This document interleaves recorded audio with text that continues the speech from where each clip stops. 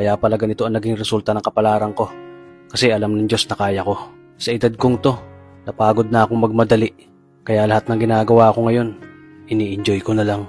Siguro sa dami na rin ng aking pinagdaanan, napagtanto ko na ang buhay ay mas malawak at mas mahiwaga pa sa mga problemang dumarating sa buhay natin. Tumatanda na tayo, baka sa kakahabol natin sa masagana at maayos na buhay, ay hindi na natin nai-enjoy ang buhay.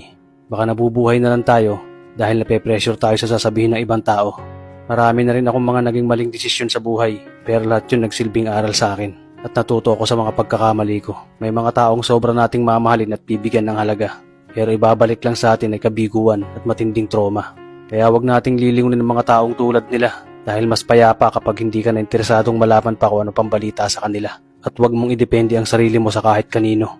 Tandaan mo, kahit sarili mong anino, iiwan ka din nito kapag madilim na ang paligid mo. Kailangan natin matutunan na huwag ikumpara ang sarili natin sa iba dahil hindi natin laban ang laban nila. Karera mo to, di nila karera. Dahil ang buhay ay hindi naman nasusukat sa kung sino ang mayaman, kundi kung sino ang payapa. Kaya galingan mo lang palagi tol dahil napakaraming tao mapanghusga, hihilahin ka pababa. At lagi mo tong tatandaan na makakatanggap ka lang ng papuri mula sa kanila kapag patay ka na.